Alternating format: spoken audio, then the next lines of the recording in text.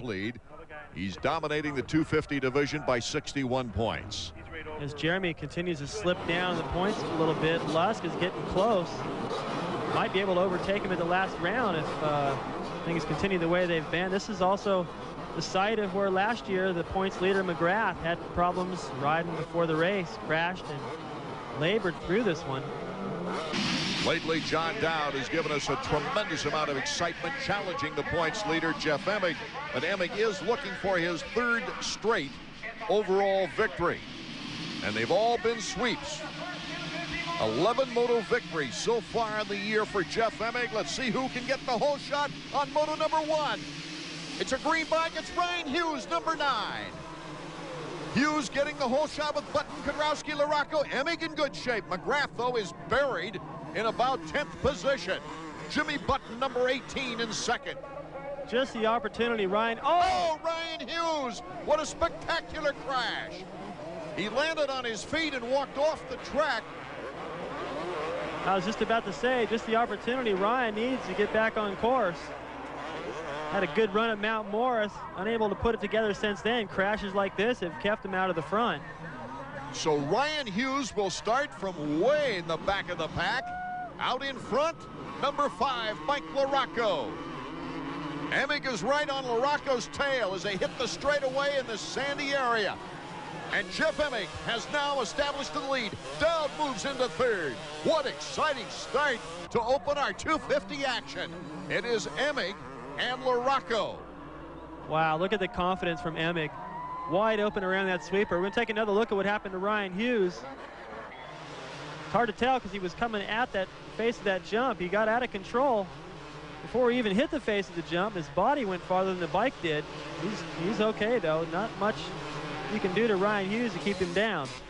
Boy, Jimmy Button flew right over Rhino's body. Jason McCormick made it over the bike, so he didn't hang anybody up, but he's got a long way to come back as the points leader has taken the lead here in Moto 1. And here's John Dowd and Mike Kudrowski, number 100. Kudrowski in 4th position. The privateer Jason McCormick gunning for the Skoll money. You see him right there, rounding out the top 5. Lusk and Albertine right behind him. So after Emig and Larocco, it's number 14, John Dowd, who's in good shape. Number 100 is Mike Kudrowski. Here we get a good sense of the order in the start of our race. Behind Kudrowski is McCormick, number 52. Then it's Ezra Lusk, Albertine, Button, and then Jeremy McGrath trying to make his presence. Although Jeremy can see up to these guys, still a lot of riders to pass before he's in contention. Another frustrating start. Be interesting to see what number 100 Mike Kudrowski decides to do, where his career goes from here. Coming back this year from retirement, suffering from injury, having a kind of a frustrating time of it getting back into the flow. Yes, it has been, but I think he's doing what he wants to do. And that makes up for a lot. It certainly helped him deal with the frustrations he's had this year. Jason McCormick, number 52. Ezra Lusk trying to put some heat on him from Team Yamaha. And look at Albie. Greg Albertine, number 8, right on the tail of Ezra Lusk. Pushing hard, right through those ruts up the middle, jumping that middle jump there, turning that into a double. 125 don't have enough horsepower to get over that, but if you get a good run out there on 250, you're over it clean. Jeff Emig still our leader as Ezra Lusk goes to the inside on McCormick. And Ezra moves up a notch. Well, that was a slick pass. Oh, going down. Jeremy McGrath. McGrath crashing out of 8th position. He's going to lose 6, maybe 7 positions before he gets going. They could take him half the race just to get back where he was. A bummer start on the day here in Millville for Jeremy McGrath. Looked like he'd finally gotten things back together at Troy. Had a great first moto there, charging with Emig. And then the second moto, he was still looking good until he overheated. But today, it's right back to, looks like kind of a day he had at Unadilla, unless he can put it all together. McGrath with 4 podium appearances this year. His best, well, was the opener, a 2-2 at Gatorback for a 2nd overall. Jason McCormick starting to look around quite a bit. Albertine's got him intimidated. McCormick doesn't run up front that often and feel comfortable up there. Lusk made the pass a little bit sooner. He's probably hoping that McCormick will hold Albie up just a little bit, give him a little room. Albertine coming off his best performance of 4th at Troy since way back in the 2nd and 3rd events of the year, where he won at Hangtown and took a 2nd overall coming up at Glen Helen. So it's Ezra Lusk, number 11, McCormick, number 52, and Albertine just hasn't been able to get around him. Well, here's that section where he should be able to pass. You're faster through here, more aggressive for this whoop section. You make a pass there every lap. Here comes Albie. Albertine doing a nice job down the middle of the whoops. That's the great thing about that section. If the entire track was just one line, there was no way to pass. Every time you came to these two straightaways right here, you could always make a pass if you were faster. McCormick with a target on his back as Larry Ward approaches him. Jeff Emming still our leader with Mike LaRocco right there. We'll be back with more 250 Moto 1 action after this. 6 cylinders, 1,520 cc's. You'll go through towns where you'll be the biggest thing that happens all year. The new Valkyrie Tour. America's the boulevard it was born to cruise.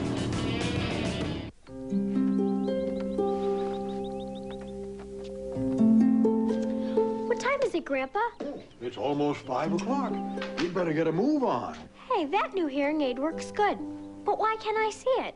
Because it's a Miracle Ear Mirage. That's really neat. It's like almost invisible. You know, for a long time, me and Grandpa never talked. Mom said his hearing was bad. I couldn't make out what she was saying. So I called Miracle Ear for a free video, Hearing Loss in You. I learned a lot of important things about hearing, including ways to help myself. You know, it's sad going through life not hearing what your family's saying, particularly when you might learn how to help yourself with this free 15-minute video. Tell me some more about fishing, Grandpa. It is so much fun. If you're missing what friends and family are telling you, call the toll-free number now for your free 15-minute video, Hearing Loss in You. No cost or obligation, so call right now. Hi, Chuck. How's business? Okay. Hey, what's on your screen? QuickBooks accounting software from the makers of Quicken. Yeah, I really don't have time to learn new software. If you can write a check, you can use QuickBooks. Answer a few questions and it tailors itself to your business. Create invoices like these. It has accounts payable, accounts receivable, payroll, and inventory, and over 60 customizable reports that put you in control. I'm going to try it. Nothing to lose. Call 1-800-344-8300. It's over 8 feet long from one end to the other. And it makes you look for the farthest distance between 2 points. The new Valkyrie Tour. America's the boulevard it was born to cruise. AMA Motocross on ESPN2 is being brought to you by Dunlop. Simply the best for your bike. Welcome back to Millville. Jeff Emming is our leader with Mike LaRocco, number 5, chasing him down. And look at what John Dowd has done. He's pulled up on the leaders. John Dowd in 3rd, number 14. These guys should both know by now that if John Dowd is anywhere in their sights, he is going to be a problem till the very last turn. He's tough, isn't he? He just hangs in there and gets stronger as the moto goes along. Well, he's got confidence in his ability to finish the moto strong. He's also been labeled that as far as the other riders are concerned, so they know he's going to be tough at the end, and they need to have a little bit of a lead on him going to those final couple laps. John Dowd, it was announced, taking over Jeremy McGrath's vacated spot of the 1997 Motocross the Nations team, and that will be in Belgium in September 13th to be exact. This is a real dream come true as LaRocco tries to put heat on Jeff Emming. John Dowd is back there trying to be the opportunist. You know, it was quoted in Cycle News, too, but McGrath showed a lot of class, I think. He said, I'm the last guy to take a spot on a team when I know that I'm not the best guy for the job. That's good. It shows that he understands what the Motocross the Nations is all about, and that is to send the 3 best riders at the time to successfully defend our title. And that's coming from a 5-time member of the Motocross the Nations, ladies and gentlemen, David Bailey. Our field summary, Emming and LaRocco still battling it out. Interesting on those ruts, the uphill ruts, David. What you can do at the top of that hill is to let the front end get light. If the back wheel gets caught off in one and goes a little sideways, that's no big deal. As long as the front end stays where you want it to go, that's why it's easier to ride with a rear flat than a front.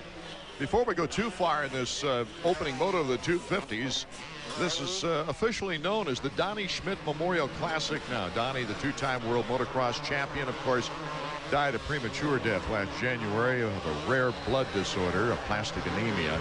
And the promoters here, John and Greta Martin, have donated $1 for every rider in Saturday's amateur program to a fund that also includes money from a raffle of the motocross memorabilia. The AMA District 23 also made a sizable donation in honor of Schmidt.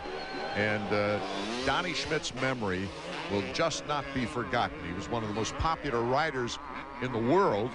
Coming out of Minnesota, you can imagine how the fans felt about Donnie, and it's a wonderful honor that the Martins have done. The fans appreciate it. They'll never forget his successes here and in Europe, and the riders too. They all have a lot of respect for Donnie. Jeremy Albrecht putting out the pit board, 2:20. That's a good lap time here at Millville. Let's go to Davey.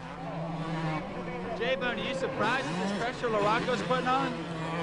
No, I wouldn't say surprised. I mean, he goes good once in a while, has some good motos, but basically Jeff's doing the same lap times every time, and he's been right there the whole moto. So really, as long as, you know, he knows he's there and he keeps riding as hard as he can, and nothing he can do.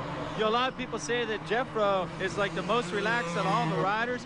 Like I say, you are the most relaxed out of all the mechanics. You're just, you know, easy sailing. He makes it easy on me. You get out front and you ride around like that, it makes it easy. I don't have to worry about it. So far, I hope he keeps doing that, so I stay this way. Mike LaRocco in second place. This was the location. I hate to bring it up, but this was the location that Mike LaRocco put his leg through a rubber tire on the start of a moto, and it required a rebuilding of the knee. He's had some bad luck here. He's also had some great races here. Yes, he has. It's a track where I would expect Mike to do well. The start is really helping today, but it's just one of those rough tracks where the lines are really undefined out there. Here's Mike LaRocco off to his best outdoor performance of the year. More when we come back. What does it take to be the best? To get to the top, you must conquer fear. You must conquer the opponent, but most of all, you must conquer gravity. Witness the mayhem as gravity kicks in at the worst possible moments. It's all here. Superbikes, motocross, supercross, plus a special bonus, the gorgeous women of motocross. Only $19.95. This incredible two-tape set is jam-packed with non-stop, unrelenting motorcycle action and beautiful women. Order now and get absolutely free. Hardcore motocross. 60 minutes of outrageous jumps and incredible passes as we relive some of the greatest battles between motocross legends. You'll get this incredible two-tape offer plus hardcore motocross free. 3 tapes guaranteed to blow you away. To order, call 1-800-632-3399. That's 1-800-632-3399. Or send $19.95 plus $5.95 shipping and handling to the address on your screen. For years, ESPN has been working to improve sports for the fan. Designed to extend the season for fans in places like frigid Lambeau Field, the Toasty Ball is heated by a small plutonium furnace. But at 130 degrees, it's too hot to handle. But experiments like Toasty Ball did lead to a breakthrough in coverage for all sports. ESPN Sports Zone. With Chris Mortensen's column, drive charts, everything you need to be a better fan. ESPN Sports Zone. Technology for you. We're back in Millville, Minnesota. After Ricky Carmichael takes the overall in the 125s, our first moto and 250 action, the points leader, Jeff Emig, out in front with Mike LaRocco a tight second place. We go back, though, the battle for 5th place. Ezra Lusk, who's had a fine season. He'll be moving to Team Honda next year. Greg Albertine, number 8. A close sortie between these two. Albertine has already signed a letter of intent with Team Suzuki for next year. So he's going to return to Roger DeCoster and wants to finish this season up strong for Raj. And the lines that Lusk has taken out there right now, it's going to be really hard for Albertine to get around. Anytime there's an opportunity to pass, Lusk is in the way. He's riding a good race, not holding him up by any means, but if Albertine had a chance anywhere, Lusk is covering it. Lusk getting his first 250 national win this year at Budds Creek with a 1 and 2. And Albertine getting a win at Hangtown. So we've got 2 previous winners battling it out, and they're both closing on Kudrowski right now. But again, Lusk Interesting lines out there. He's just making straight lines everywhere. He'd be a lot more aggressive like that. You see how Albertine was trying to go through that corner under power, and the bike started to dance around. Well, that last shot gave you a good idea of roost, too, the way the dirt flies here. But it's a sandier soil, not a rocky soil like we find at many other tracks. There again, Lusk coming down the inside. Albertine would really have to blaze around that outside to make a pass. Here comes Albie on the right. Little fishtail on Ezra Lusk's part, but he holds on to it. Lusk a real battler this year. There's our leader, Emig. And LaRocco still hanging close with John Dowd in third. It's the best I've seen LaRocco ride this year, and possibly it's just because it's the first time he's had a great start and been able to battle with Emig. There's very possible he's ridden this well at other races, but just having to come from 15th or 20th place. This has got to be a good feeling, too, for Mike Kudrowski. Is one of his better motos of the year. Yeah, the start makes so much difference. Inside, a little touch by Albertine, but Lusk gets through the trap. Better pick your right rut going up that hill. As Jeff Emig, Mike LaRocco, John Dowd, our top three. Well, Albertine's just looking for one little bobble from Lusk. He almost left the door open there at the bottom of that hill. Able to recover. Pretty neat how those guys are pre-jumping over the lip of that hill as they go down. They're able to get right back under braking by pre-jumping that top. Little touch of the rubber. Albertine wanting that 5th position. There's no question Lusk knows he's there, but what he's got to focus on now is a way around Kudrowski. That's the strategy. Get around another rider, put him in between yourself and Albertine. Kudrowski has not been in the top 5 this year so far. He had a 6th place moto at Hangtown in the 2nd moto before breaking an elbow and dislocating a thumb at Glen Helen. And that just set him all the way back. He's had 3 7th place motos coming into today's round. Mike's had a lot of experience here on this racetrack. Done well before. He's also one of the types of riders like LaRocco, who's having a good moto, where when the lines aren't totally defined, you can see all 3 of those guys had a different way around that corner right there. And when it's like that, you just have to hammer through the bumps. There's not a defined good line that everyone's using. That's where he seems to do well. Tracks like Daytona. Kudrowski already making his place in the history of the sport, with winning a 500 title, winning a 250 title, and 2 125 national titles. Also, you can't forget the tremendous string of Daytona wins in Supercross for Kudrowski. Now he's just, I think, kind of having fun with it. Yeah, it comes back to what I was saying before. I think he's out there doing what he wants to do, and as long as he's competitive and can have motos like this, and hopefully some that are a little better, he'll stay out there. Lusk still hasn't been able to get close enough to Kudrowski to show him a wheel. This might be the lap. Right now, Lusk doesn't have the pressure he's had from Albertine, so he can afford to ride a little more offensive, try a little different line somewhere, and not leave the door wide open. Lusk looking a lot more aggressive right now. Getting in there just close enough to show Kudrowski a wheel. For those of us less experienced trail riders, this would be the most frightening part of the track for me, David. Downhills. That's most people's fear. Getting down the hill. Look at that pass. Oh, Lusk. Got the angle. Kudrowski, though, can't get it back. So Ezra Lusk moving up a notch. Shane Nally's with Davey. This looks like some of the best laps we've seen Mike put in this year. Yeah, we finally got a good start, and he's riding pretty good right now. Yeah. What about Albertine coming up behind him? He's a strong rider. He'll be hard to hold off. He's got that right. Albertine is dangerous back there. Hard charging all the way to the end. Albertine gives it, if you could give it more than 100%, I'd put him in that bracket. Kudrowski behind Lusk is hoping for his best moto finish of the season. As we take a look at the field summary, and we see Emig out in front. LaRocco is off to his best moto finish since Budds Creek. And John Dowd still hanging tight in third.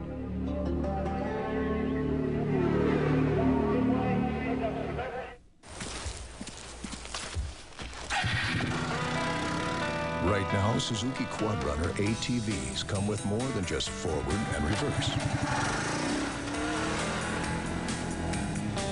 They also come with backup. Suzuki is backing up every Quadrunner with a free 4-year extended protection plan. See your Suzuki dealer today. Now you can also get 0 down and 9.9% financing on selected models. What would you give to be more confident? What would you give for the knowledge it takes to move with certainty through every business day? Just $3.90 a week brings you the Wall Street Journal. Our personal finance guide and decision maker software is free with your paid 10-week subscription. Call now, 800-248-1300. That's 800-248-1300 for the Wall Street Journal. Dreaming of a trip to Hawaii? Sun, sand, golf? Just enter ESPN Senior PGA Tour Aloha Hawaii Sweepstakes presented by Pearl Vision.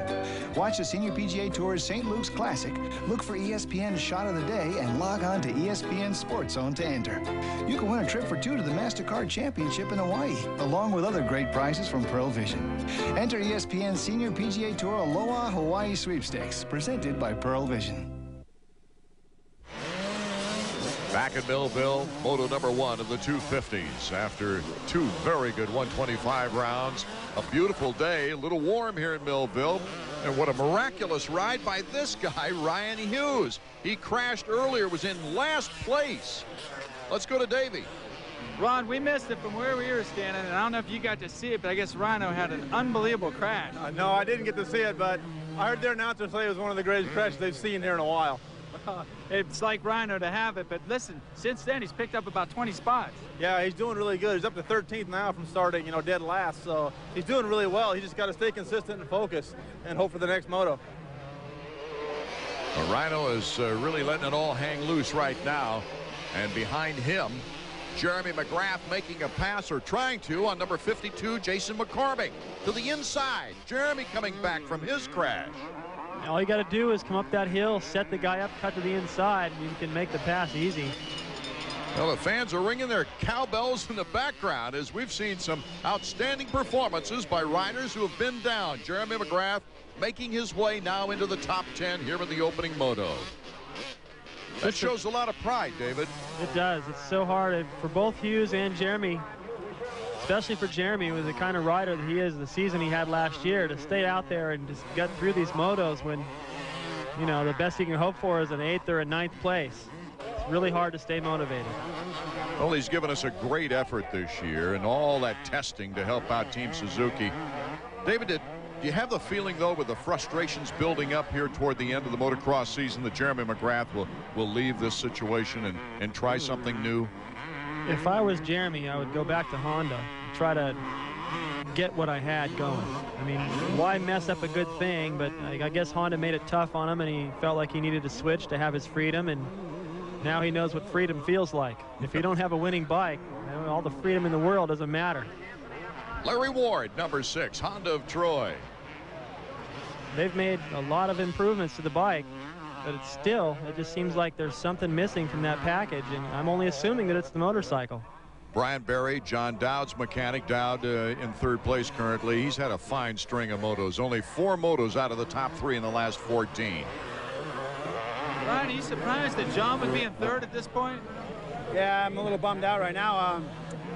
Said he wasn't feeling really well last night, a little weak, and hopefully that's what it was. I don't know, but I don't know. We need to get this thing straightened out. This is 2 weeks in a row now. I'm getting a little ticked off. I wouldn't want Brian Berry too ticked off at me. No, he's going to put that foot down again. He's too big a guy. That's what happens, though. You go out and you start winning, riding really good, and then everyone expects it. Of course, your mechanic is going to expect it. And some riders have a tough time dealing with that kind of pressure. A guy we haven't seen all moto long, probably because of the bad start, Damon Bradshaw now has moved up into the top 10. He looks like he's flying. Kind of cruised down the hill, but he charged up it pretty hard. It's so hard when you're back in these positions to really stay motivated the whole race and push your hardest. Take advantage of every opportunity. Not everyone can do that. For Ryan Hughes to go down like he did in the first lap, charge back up to where he has, It takes a lot of determination.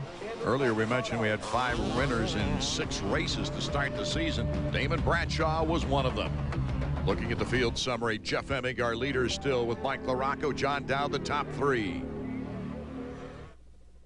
For over 30 years, Cycle News has been the weekly newspaper for motorcycle race fans. Results are official, point standings are current, and race coverage is timely and complete. Oh, it was a great race, you know. I mean, it was an interesting race. And to win the last race and say... It's something I dreamed of when I was a little kid, is to be a Supercross star. And Riding impressions, new products, events calendar, classified ads, and more. Cycle News, America's weekly motorcycle newspaper. Call 1-800-325-2925 or visit cyclenews.com on the World Wide Web. What's the right grip feel like? Should you use the same club on every chip shot? The answers are in Golf Digest. No matter how well you play, you'll find tips and advice that will dramatically improve your game. Guaranteed. Want to know where the slot is at the top of your backswing? Or if you're good enough to carry a 4-iron, subscribe to Golf Digest. 12 issues are only $19.77. You'll also get our video. Hit it longer and straighter, free. Call 800-247-3900. That's 800-247-3900.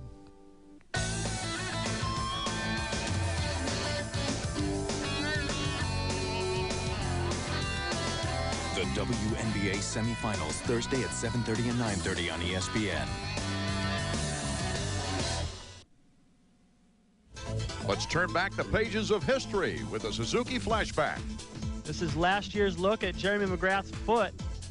Injured it on a practice crash, forcing him to ride conservative. You can see right here, taking it easy through this big whoop section.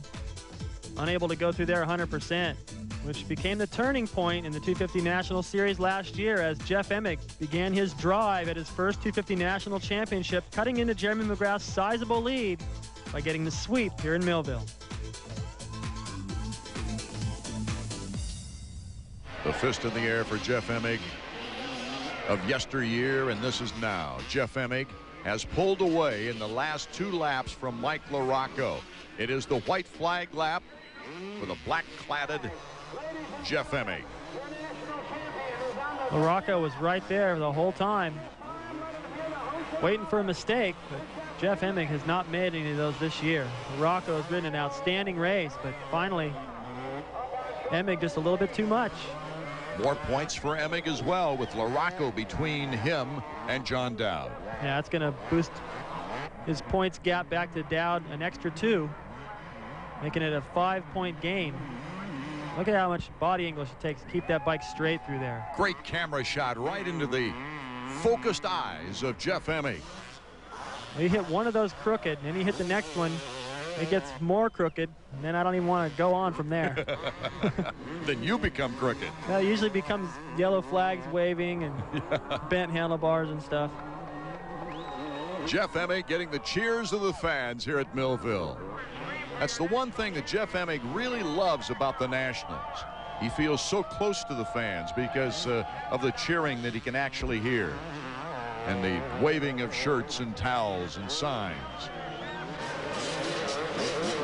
Finding a pretty neat line out there on the edge, too, as he went up that double jump. He rode off into the grass. Didn't even have to ride through those ruts. These last couple of laps, having a big lead like this, he can check the track out a little, figure out what he's going to do the next moto. Waving to the crowd on that steep. That's the place where you were scared, right, Art? Going down that hill? Yeah. He's going down there one-handed. This is going to be his 5th consecutive moto victory. It sounds like a championship stretch run to me, David. Very dominant. Racing never gets this fun. And you can go out there and feel this confident, wave at the crowd every time. The last few laps are in the book. Jeff Emig well on his way to becoming the first Kawasaki rider to win a Supercross and a 250 National since Jeff Ward did it back in 1985. Jeff loves this crowd. Let him know he appreciates all that cheering. He's got the time to do it as he simply walks almost across that finish line. Jeff Emig, our winner of Moto 1.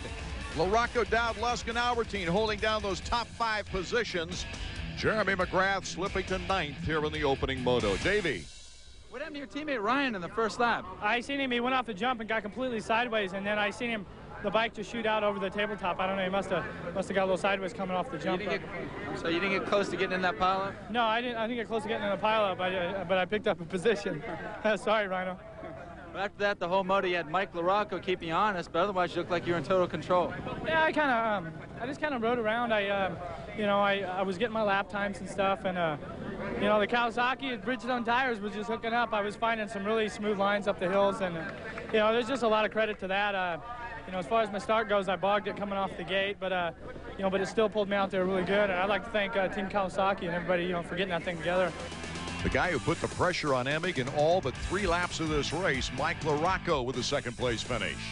Mike, I know second's never good enough, but that time it's a pretty good ride. Yeah, it was a tough race for me. You know, I was hanging with Jeff for a while, then he got away a little bit, then got into the lappers, and I caught back up, and then the lappers got me a little worse, and I dropped him a little bit farther back, but I feel good. I feel like I turned it up a little bit for the second moto. What are you going to need to do to make up that, like, 2-second deficit? I know where I'm faster than him. I just really couldn't make it stick because I was on the outside, so I just get a little more aggressive and, you know, hang it out. Good ride, Mike. Thanks. So a little bit of rest. The scene is set for Moto number 2 of the 250s coming up next. First Ultimate Dance Party 1997 brought over 2 million people to their feet. Now brace yourself for the ultimate bomb.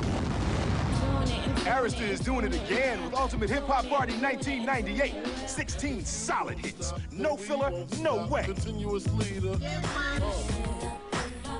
Ultimate Hip Hop Party 1998 is available right now through this awesome TV offer. Cassette $12.98, CD $17.98. You won't be needing these anymore. Every major hit by every major artist is right here. This is your chance to own every one of today's hottest hits on one unstoppable album. Yo, don't sleep. Order Arista's Ultimate Hip Hop Party 1998 and get your party on.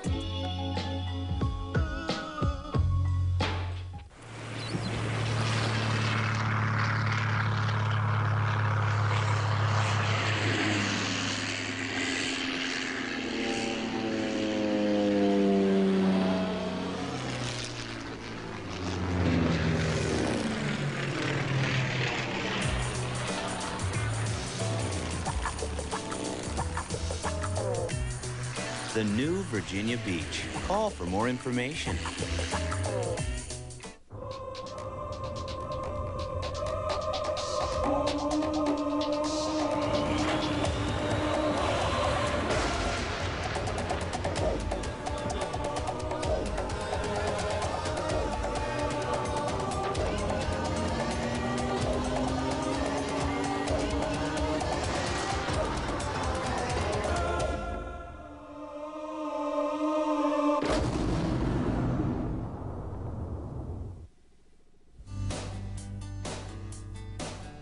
Hi, for this week's Honda Tech Tip, I'm Mike Hooker, and we're going to tell you how to set your bike up for sand. Our primary goal for sand is to get the rider to situate himself farther back on the motorcycle.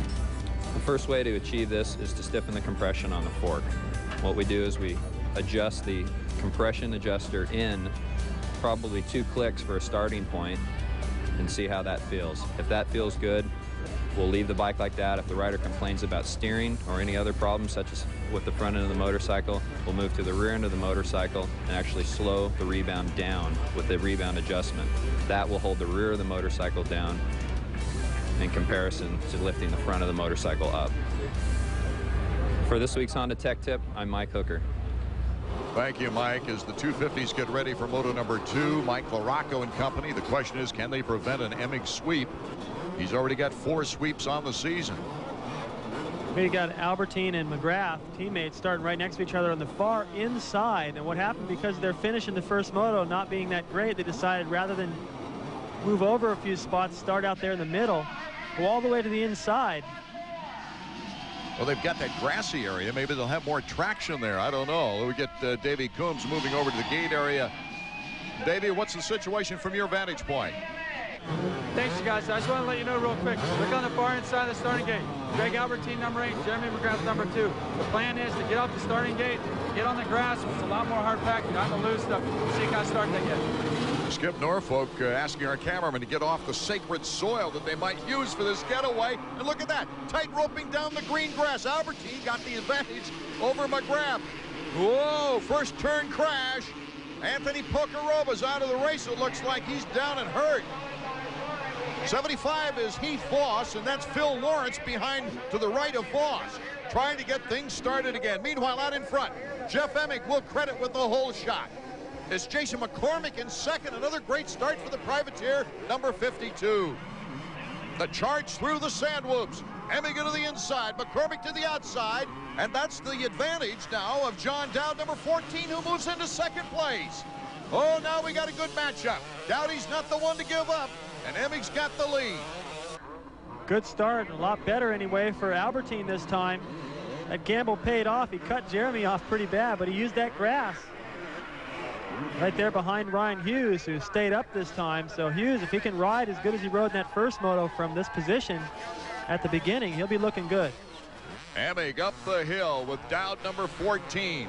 Emig choosing the right rut. Looks like Emig's doubling there, and Dowd singles. Just depends on the run you get out of that corner. Looks to me like you're riding right up into the sun. Hard to pick your line as you go up that hill, but if you don't get in the right rut, you can't make that double, that's for sure. Emig pulling a little bit of lead now on John Dowd. Well, Ryan Hughes in third, Albertine in fourth. There's Larry Ward in sixth. McCormick in front of him. So we've got a great start on an exciting second moto from Millville, Minnesota.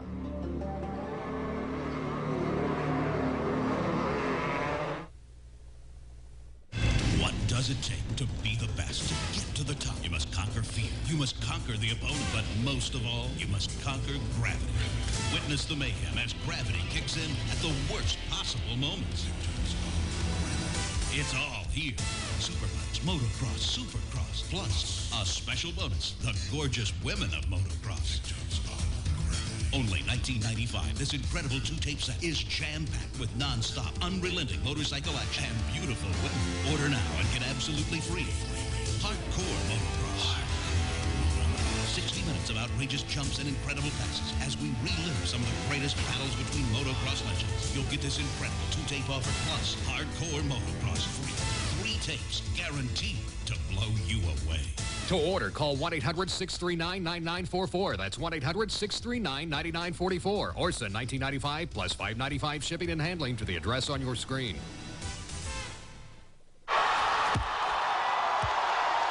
What are we doing after the game? The Revolution's playing tonight. How are we going to watch it? Winalda ordered the MLS ESPN shootout. That's a lot of extra games. Games you can't see any other way. Miola has it too. But Miola's TV's only this big. It's not that small. Winalda's TV's huge. And he makes those little pigs in blankets. Winalda's place tonight. I'll bring chips. The MLS ESPN shootout. Snacks not included. Anyone coming to my place? AMA Motocross on ESPN2 is being brought to you by Suzuki. Your Suzuki dealer has the ride you've been waiting for and the financing to get it. Wow, Jeff Emig is our leader. Welcome back to Millville, Minnesota. As we go back in the pack to catch some of the battles. Jason McCormick, number 52. Mike Kudrowski, number 100. McCormick in line for privateer money, the top privateer. They're both trailing Albertine. Look out for LaRocco. Here comes LaRocco. LaRocco makes the pass on both of them. Kudrowski also getting by McCormick. What a move by Mike LaRocco, who got a 10th place start out of the gate. Did that by not following. He came out of that corner at the bottom of the hill, chose all the way to the right. McCormick took him a little bit to get up that hill and choose a rut. He fouled up Kudrowski a little bit, although he was able to make the pass and made it easy for LaRocco to get them both. Mike LaRocco Sr. looking on from the mechanics area. Well, he'll be glad to see that he moved up 2 spots, but still being in the driver's seat to overtake Emig for the overall. Can't capitalize on it here. If he ever even gets up to Emig, it would be just about impossible now. Be pretty tired. An encouraging sign for Mike LaRocco fans after a second place finish in the opening moto. LaRocco just streaming through, takes the berm perfect, and a good leap out of the out of the hillside. He's going fast. He's doing everything right. He's aggressive. He's passing people. But it's Emig, though, that consistently gets those starts. Always where he needs to be to get the overall or to maintain a points lead or even pad it a little bit. Emig at first. Number 14 Dowd in second. Hughes is right there. Should either one of those riders make a mistake. Hughes pushing it hard, riding that bank. Look at how fast he goes through that corner, using the entire racetrack. John Dowd pulling up on the back tire of Emig. Didn't quite get that opportunity in the first moto. This is looking like a rerun of Unadilla, David. Yeah, so he's putting the pressure on a lot sooner in the race. So if I was Emig, I'd be a little more worried this time. Will he be a little less polite than he was at Unadilla? Well, if I got Brian Barry acting like he was in the first moto, telling me during the break between motos, hey, get out there and go fast. Show us your potential. What happened in that first moto, believe me, he'll be more aggressive this time. John Dowd has a birthday coming next week in the off week. He'll be 32 years of age. But he didn't start his professional career in motocross until he was 21. Spent a lot of time helping his dad out at the scrapyard. Incidentally, John Dowd is one of the few riders that I know of whose dad wasn't out here all the time encouraging him in this sport. He was busy working. Well, and Dowdy paid for everything on his own. He appreciates it all. I'm sure his dad was there when he needed to be, but yeah, it could be good, in fact, that his dad wasn't there all the time. Sometimes dads can push you a little too hard and take you out of your best frame of mind at times during the race day, and you're unable to get your best performance. I guess, too, what I want to emphasize there, David, was he comes from a line of hard workers. His dad, and you can tell in his racing style. Ron Wood, Ryan Hughes' mechanic, putting the board out. Letting him know he's got Albertine coming hard. He's telling him you're stiff. Loosen up. Breathe. Albertine will put plenty of pressure. These guys both ride a lot the same. Funny they end up with consecutive numbers. Hughes, an 8th place finish after getting the whole shot and going down and coming back from last place. What an accomplishment in the first moto. But look at right behind Albertine. We've got Mike LaRocco. This could be interesting, a battle of Team Suzuki members. I would think that it'd be a good battle, but the way LaRocco's caught him, the way he rode the first moto, it seems like he'll be able to move around. Look at this. John Dowd now is really on Jeff Emig for first place. Dowd, bar to bar for a moment, now slips back into a comfortable position. Tries to show him a wheel to the inside, but Emig shuts the door. Oh, this is a great race for number 1. Dowd always gets close right here. He's been losing time up this hill. This time he's choosing the line of Emig. Emig almost over that double. Dowd unable to do it. Getting a face full of dirt all the way up there. It's probably hard to choose his line. And it's given him about a second lead each time he goes around there, but Dowdy catches up on the other part of the track. We'll be back in just a moment.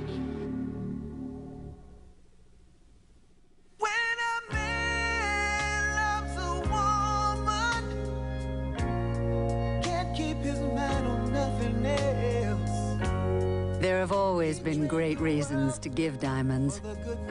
Now there's a great way to buy them.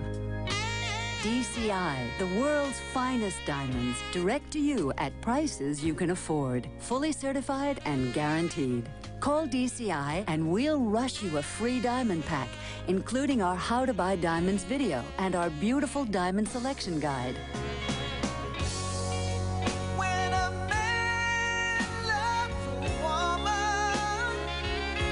With our direct prices and convenient payment plans, buying diamonds can be as easy as giving them. Call DCI and we'll rush your free diamond pack to you with an extra value certificate for extra savings. Now, all you need is a reason.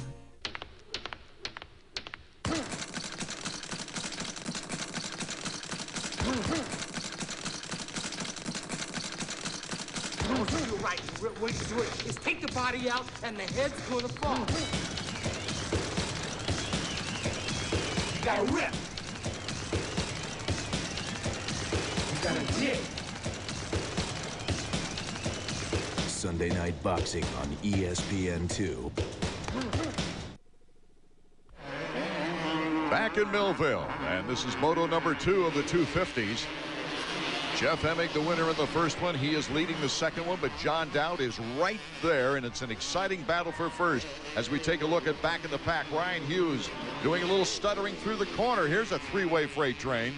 Well, Ryan came off that jump off the downhill, charged into the corner on the outside. Albertine came in, surprised Ryan a little bit. They almost got together.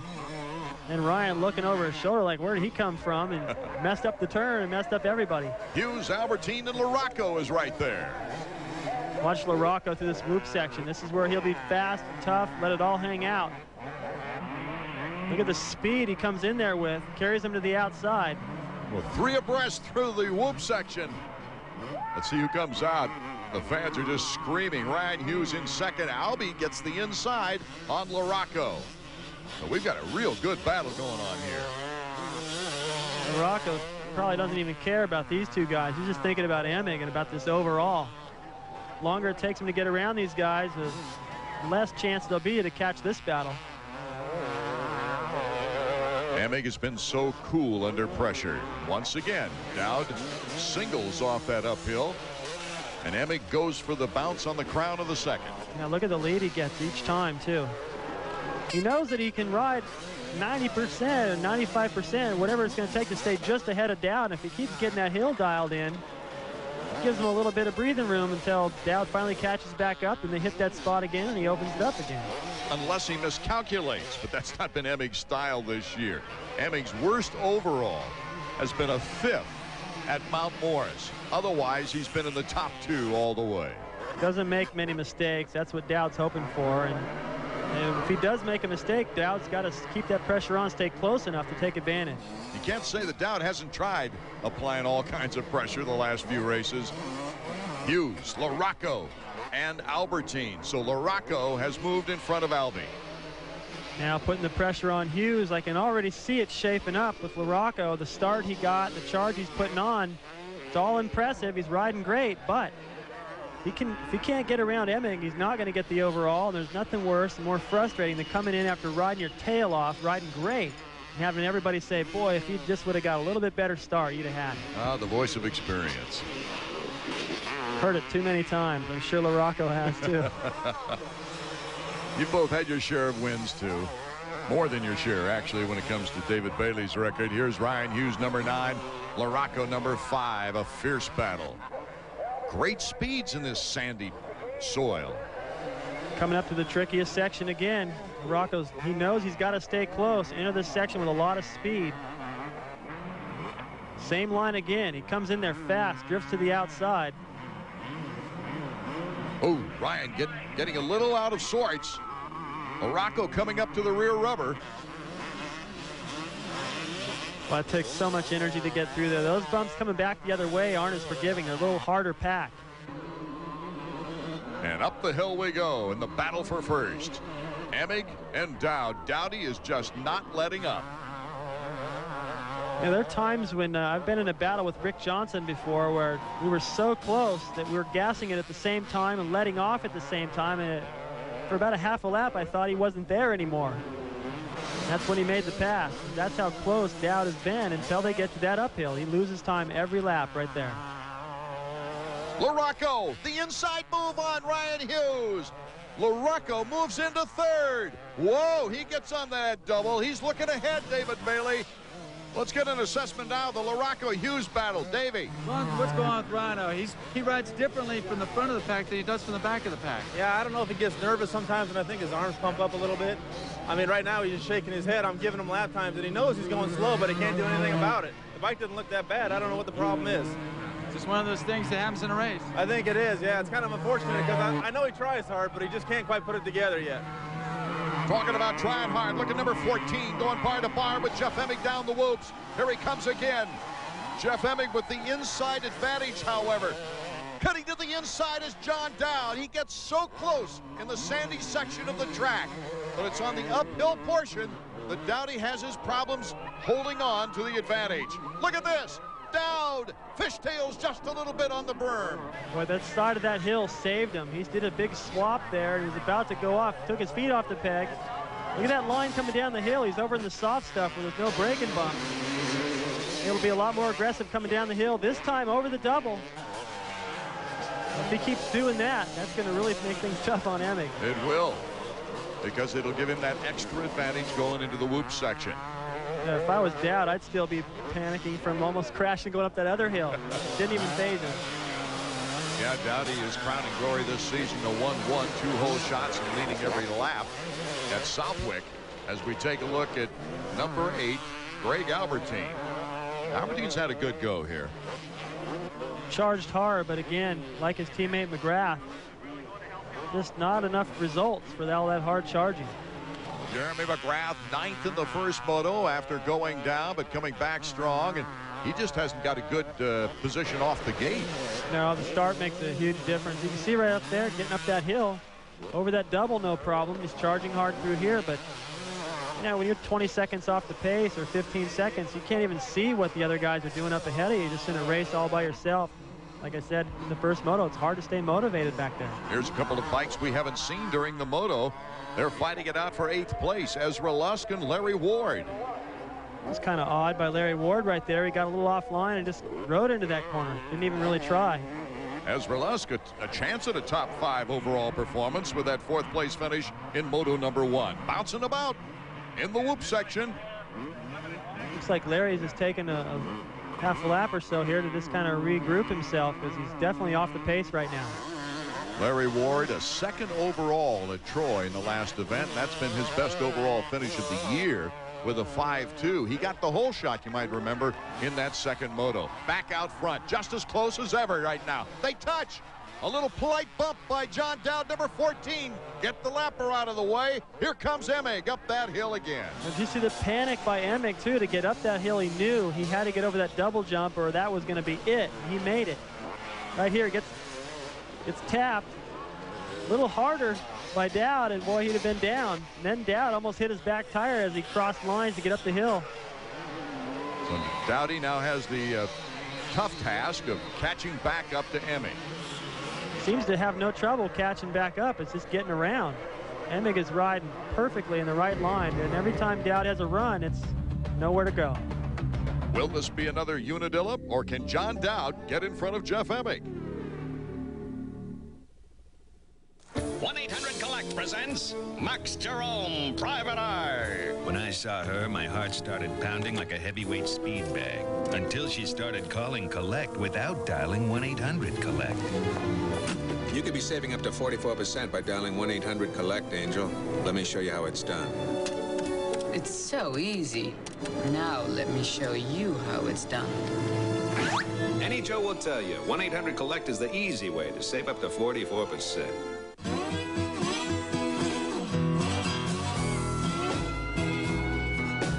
Out of the shadows come 3 incredible motorcycles. Each one takes the look of a custom to a beautiful new place. The new Honda Shadow Spirit 1100, the new Shadow Ace Tourer, and the Shadow American Classic Edition. It's always cooler in the shadows. Since 1851, the Bristol University School of Football has been an intellectual haven for asking questions and seeking answers. A place which challenges and enlightens young minds in the academic pursuit of football. AMA Motocross on ESPN2 has been brought to you by Honda Motorcycles, the leaders in on and off-road fun. Honda, come ride with us. As we go riding with Jeff Emig here in Millville, Minnesota. Emig looking for the sweep. The white flag is out. This is the final lap. Can John Dowd interrupt this tremendous string down the stretch by Jeff Emig? Emig taking the whoa! Jeff Emig getting a little squirrely. He's riding on the edge, David.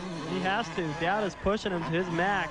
I know he doesn't want to have to ride the last lap this hard. These guys both have to be pretty tired right now, and Emig is coming around that finish line corner, got a little out of shape, then got a little out of shape up against that wall again. Oh, the crowd is going nuts. Here's where John Dowd excels, coming down through the whoops in the sandy section. Emig still has the edge. Dowdy gets a little squirrely there at the edge of the whoops. A lot squirrely. That back end bounced completely over. He did a good job, stayed with it. A definite break now for Jeff Emig, David. Well, it's a little bit of room, but I think the way that Dowd's been riding, just pulling out all the stops. He's going to close right back up. Jeff Emig, our leader. John Dowd trying to catch up here. Not much room left on the track. This is the section where Emig has been better all day. Coming out of this corner, he gets a great drive, picking the right line to get over this double. John Dowd is tough, though, and he always finishes strong. A football linebacker, center in high school, that really shows the mentality that he showed us on the track. He's not through showing it yet. There's still any time left, and Dowd is close enough to see you. You're not out of the woods. Dowd, it's not really possible for him to win the overall unless something miraculous happened. But Emig is just not giving in. Here's the two mechanics. All they can do is sit back and enjoy the situation. Yeah, they're each hoping for their own separate deal. Jeremy Albrecht just said, I'm going to win the bet. Dowd is getting close. He's trying everything. Look how early he got on the gas coming out of that corner down there. The big test coming up as they go down the hill. Lappers getting out of the way for the championship run. Jeff Emig, number 1. Number 14, John Dowd, just like he did at Unadilla. So close here at the end. We're getting toward the checkered flag. Dowdy touches him a little bit. The throttle by Jeff Emig just a little bit more responsive, getting out of that turn. Jeff Emig in the closest finish of the 1997 season. John Dowd, a well-earned second place in the Moto. Jeremy McGrath slipping even further back to 7th. Let's go to Davey.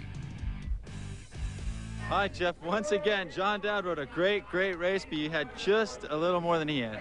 Well, I was trying to really conserve energy and ride really smart. I didn't quite have the lines that I did in the first moto. And John was riding real good, man. When it gets rough, he really excels. And I was trying to ride a real easy, easy race, and then John came up and spoiled all that. It seemed like he had half the track wired, you had the other half of the track wired, but like your mechanic Jeremy told us, you had the last half wired where they have the checkered flag. Just about. I thought that John was going to come in and give me a little love tap there, and so I went to the second rut, and then John was right there, and we both just popped the clutch, man. We just let it go. So it was a lot of fun. It's fun racing with John because you know that he's going to race you fair, but he's going to race you hard, and so when you beat him, it really feels good. Well, on behalf of everyone who saw that race, all the fans here at Millville, congratulations on the win. Thanks. Have you seen Denny Stevenson? Have seen him here? No, not yet. Where you at? Jeff Emig, a happy guy after his 3rd straight overall. He's won 13 motos in the last 20 motos. Let's go for Dowd's side of the story. Okay, John, the 2nd time this year. So close, so close. Yeah, I don't know. Jeff's just riding really good this year. You know, he's just smooth and confident and not making any mistakes. And I don't know. I just gave it my all. I was hoping he would. I could pressure him into making a few mistakes, but he hung in there really good. Well, he rode those inside lines in the last couple of corners really tight. There was no way you're going to get him unless you tagged him. Yeah, he last few laps he definitely changed up a little, but yeah, he was just riding smart out there. I tried everything I could think of, just, a little short.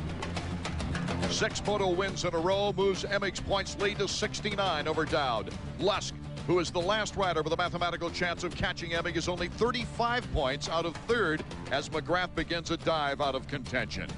Art Ekman for David Bailey and Davey Coombs saying thank you so much for being with us from Millville, Minnesota.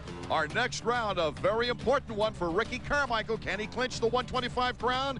Be with us next from Washougal, Washington. This has been a production of ESPN, the worldwide leader in sports.